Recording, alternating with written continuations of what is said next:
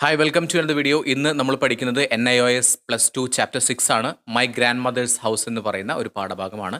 English 302 ആണ് നമ്മുടെ code വരുന്നത്. മൈ ഗ്രാൻഡ് മദേഴ്സ് ഹൗസ് എന്താണ് ഈ ഒരു പാഠഭാഗത്ത് നിന്ന് നമുക്ക് പഠിക്കാനായിട്ടുള്ളത് എന്നുള്ളത് നമുക്ക് നോക്കാം. അപ്പോൾ നമ്മൾ ഗ്രാൻഡ് മദർ ആണ്, ഒരു വീടാണ്, ഇത്രയും രണ്ട് കാര്യങ്ങളാണ് നമ്മൾ ഈ ഒരു പാഠഭാഗത്ത് നിന്ന് ജസ്റ്റ് ആ ഒരു പേര് കേൾക്കുന്ന സമയത്ത് നമുക്ക് മനസ്സിലാക്കാൻ പറ്റുന്നത്. What are the things your grandmother did for you when you were a child? നിങ്ങൾ കുട്ടിയായിരിക്കുന്ന സമയത്ത് നിങ്ങളുടെ ഗ്രാൻഡ് മദർ നിങ്ങൾക്ക് വേണ്ടിയിട്ട് എന്തൊക്കെ കാര്യങ്ങൾ ചെയ്തു തരാറുണ്ടായിരുന്നു എന്ന് ചോദിക്കുന്നുണ്ട്. ഒരു സെൻറ്റൻസ് ആയിട്ട് ചോദിക്കുന്നുണ്ട്. ഇതൊരു പോയമാണ് നമ്മൾ പഠിക്കാനായിട്ട് പോകുന്നത്.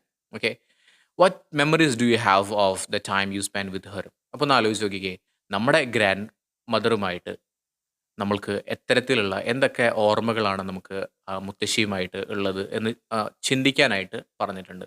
ഓക്കെ, എന്നിട്ട് നമുക്ക് നമ്മുടെ മൈ ഗ്രാൻഡ് മദേഴ്സ് ഹൗസ് എന്ന് പറയുന്ന പാഠഭാഗത്തേക്ക് പോകാം. ഇതൊരു പോയമാണ്. ഇത് എഴുതിയിട്ടുള്ളത് കമലാദാസ് ആണ്. കമല സുരയ്യ എന്ന് പറയുന്ന കമലാദാസ് ആണ് എഴുതിയിട്ടുള്ളത്. ഓക്കെ, അപ്പോൾ പോയറ്റ്, നമ്മുടെ കവി പറയുന്നത്, കവി ഓർക്കുകയാണ് ഗ്രാൻഡ് മദറിനെ കുറിച്ചിട്ട്, മുത്തശ്ശിയെ കുറിച്ചിട്ട്.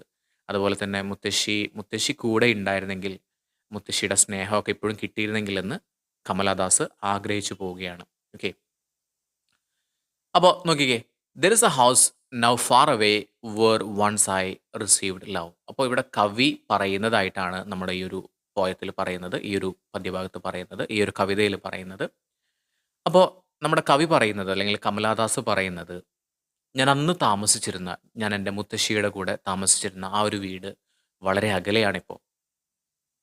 രണ്ടാമത് പറയുന്നത്, ആ സ്ത്രീ മരിച്ചു. അതായത് എൻ്റെ മുത്തശ്ശി എനിക്കൊരുപാട് സ്നേഹം തന്നിരുന്ന, എനിക്ക് കഥകളെല്ലാം പറഞ്ഞു തന്നിരുന്ന, പുസ്തകങ്ങളൊക്കെ വായിച്ചിട്ട് എനിക്ക് കഥകളെല്ലാം പറഞ്ഞു തന്നിരുന്ന ആ ഒരു സ്ത്രീ, ആ മുത്തശ്ശി മരിച്ചു. ആ മുത്തശ്ശിയെ കൂടാതെ ഇപ്പോൾ ആ ഒരു വീട് വളരെ സൈലൻ്റ് ആയിരിക്കുകയാണ്. ആ മുത്തശ്ശി പോയതോട് കൂടിയിട്ട് ആ വീട്ടിൽ വേറെ ആരുമില്ല, അവിടെ നിശബ്ദത മാത്രമേ ഉള്ളൂ എന്നാണ് പറയുന്നത്. ഇപ്പോൾ ആ വീട്ടിൽ ആരും തന്നെ താമസിക്കാത്തത് കൊണ്ട് ഒരുപാട് സ്നേക്സ്, പാമ്പുകളെല്ലാം വന്നിട്ട് അവിടെ അത് ആരും ഉപയോഗിക്കുന്നില്ലല്ലോ. അപ്പോൾ പാമ്പുകളെല്ലാം വന്ന് അവിടെ എഴഞ്ഞ് നീങ്ങിക്കൊണ്ടിരിക്കുകയാണ് ആ ഒരു വീട്ടിൽ. ഞാൻ കുഞ്ഞായിരുന്ന സമയത്ത് മുത്തശ്ശി എനിക്ക് ഒരുപാട് കഥകളും കവിതകളും ഒക്കെ പുസ്തകം വായിച്ചിട്ട് പറഞ്ഞു തരാറുണ്ടായിരുന്നു. അപ്പോൾ ഇന്ന് എനിക്ക് പുസ്തകങ്ങൾ വായിക്കുന്ന സമയത്ത്, പുസ്തകങ്ങളിലൂടെ കണ്ണോടിക്കുന്ന സമയത്ത്, പുസ്തകങ്ങളൊക്കെ വായിക്കുന്ന സമയത്ത് എനിക്ക് ആ ഒരു മുത്തശ്ശിയുടെ ഓർമ്മയും, അല്ലെങ്കിൽ മുത്തശ്ശി എനിക്ക് പറഞ്ഞു തന്നിരുന്ന കഥകളും കവിതകളും എല്ലാം ഓർമ്മയിൽ വരുന്ന സമയത്ത് എനിക്ക് എന്തോ തരത്തിലുള്ളൊരു ഫീലിംഗ് ആണ് വരുന്നത്. ഓക്കെ, ഞാൻ ഇടയ്ക്കിടയ്ക്ക് ആലോചിക്കാറുണ്ട്, ആ ഒരു വീട്ടിലേക്കൊന്ന് പോയി നോക്കിയാലോ? അവിടെ ഇപ്പോൾ കറൻ്റ്ലി ആരും താമസിക്കുന്നില്ല. പക്ഷേ എനിക്ക് ആ ഒരു ഓർമ്മകളെല്ലാം തന്നെ ഇങ്ങനെ വരുന്ന സമയത്ത് ഞാൻ ചിന്തിക്കാറുണ്ട്, ആ വീട്ടിലോട്ടൊന്ന് പോയി നോക്കിയാലോ എന്നുള്ളത്. ഓക്കെ, ആ വീടിൻ്റെ ജനലുകളിലൂടെ പുറത്തേക്ക് നോക്കുന്ന സമയത്ത് എന്തെല്ലാം കാഴ്ചകളൊക്കെ കാണാം. ശരിക്കും പറഞ്ഞാൽ ചിലപ്പോൾ ആ ജനലിലൂടെ നോക്കുന്ന സമയത്ത് എനിക്ക്, ഞാൻ കാഴ്ച മങ്ങിയിട്ടുള്ള ഒരു അന്ധയായ സ്ത്രീയെ പോലെ നോക്കുന്നുണ്ടാവും. ചിലപ്പോൾ എനിക്ക് ചുറ്റുള്ളതൊന്നും കാണാൻ പറ്റി എന്ന് വരില്ല എന്ന് പറയുന്നുണ്ട്. നമ്മുടെ കവയിത്രി പറയുന്നുണ്ട്, ഒന്നുകൂടി ആ വീട്ടിലോട്ടൊന്ന് പോകണം, ആ വീടിൻ്റെ ആ നനുത്ത കുളിർമ ഒന്നുകൂടി ആസ്വദിക്കണം എന്ന് പറയുന്നുണ്ട്. എന്നിട്ട് പറയുന്നു, ആ വീട് ഇപ്പോൾ വളരെ നിശബ്ദതയിലാണ്. ഡാർക്ക്നെസ് മാത്രമേ ഉള്ളൂ, ഇരുട്ട് മാത്രമേ ഉള്ളൂ. അതിൽ ഒരു അല്പം ഇരുട്ട് അവിടെ നിന്ന് എടുത്തു കൊണ്ടുവന്നിട്ട് എൻ്റെ വീട്ടിൽ വെക്കണം. ചിന്തകളാണ്. ഓക്കെ, പോയിറ്റിൻ്റെ ചിന്തകളാണ്. എന്നിട്ട് നമ്മുടെ കവയിത്രി പറയുന്നു, ശരിക്ക് ആ ഇരുട്ട്, എൻ്റെ റൂമിൻ്റെ തൊട്ടടുത്ത റൂമിൽ ആ ഇരുട്ട് എനിക്ക് ഫീൽ ചെയ്യാനായിട്ട് പറ്റുന്നുണ്ട്. ശരിക്ക് എൻ്റെ തൊട്ടടുത്ത റൂമിൽ ആ ഇരുട്ട്, ആ ഒരു കൈക്കുമ്പിളിൽ ഞാൻ കൊണ്ടുവരണം എന്ന് ആഗ്രഹിച്ച ആ ഇരുട്ട് എൻ്റെ തൊട്ടടുത്ത മുറിയിലുണ്ട് എന്ന് ഞാൻ വിശ്വസിക്കുന്നു. എന്നിട്ട് പറയുന്നു, ഇവിടെ ഡോഗ് എന്ന് പറയുന്നത് ഏറ്റവും അടുത്തുള്ള, ഏറ്റവും പരിചിതമായിട്ടുള്ള, ഏറ്റവും അടുത്തുള്ള റിലേഷൻസോ അല്ലെങ്കിൽ ഫ്രണ്ട്സോ, ഇവരെയാണ് നമ്മൾ ഡോഗ് എന്ന് ഉദ്ദേശിക്കുന്നത്. ഡോഗ് എന്ന് പറഞ്ഞാൽ ശരിക്കൊരു ഡിഗ്രേഡ് ചെയ്യുന്ന തരത്തിലല്ല പറയുന്നത്. നമ്മളോട് ഏറ്റവും ഇഷ്ടമുള്ളത്, നമ്മളോട് ഏറ്റവും കൂറ് കാണിക്കുന്നത് നമ്മുടെ നായയായിരിക്കും. ഓക്കെ, അതുപോലെ ഇവിടെ പറയുന്നു, dog you cannot believe darling,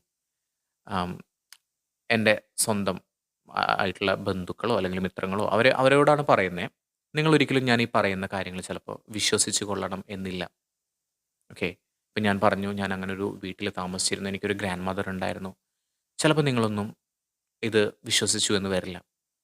എന്നിട്ട് ചോദിക്കുന്നുണ്ട്, ശരിക്കും നിങ്ങൾക്ക് വിശ്വാസമാവുന്നുണ്ടോ?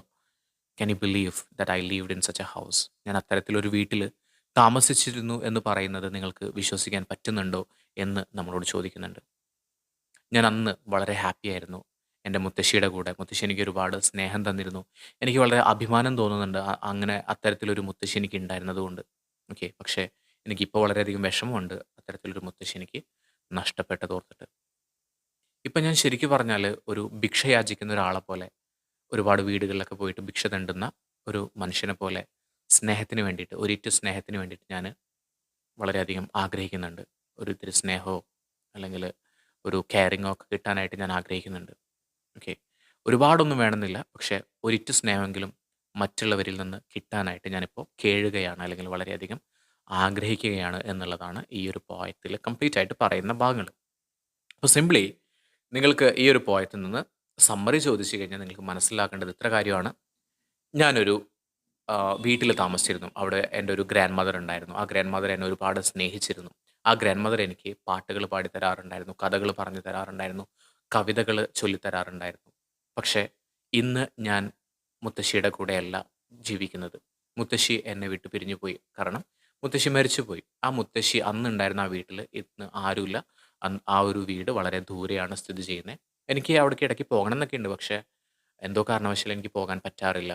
എനിക്ക് അവിടെ പോയിട്ട് അവിടെ നിന്ന് ഒരു കൈക്കുമ്പിളോളം അല്ലെങ്കിൽ ഒരു ഇത്തിരി ഡാർക്ക്നെസ്, ആ ഒരു ഇരുട്ട് ഒക്കെ എനിക്ക് അവിടെ നിന്നുണ്ട്. അല്ലെങ്കിൽ ചില ഓർമ്മകളോ കാര്യങ്ങളൊക്കെ, പണ്ടത്തെ ഓർമ്മകളൊക്കെ എനിക്കിവിടെ കൊണ്ടുവരുന്നുണ്ട്.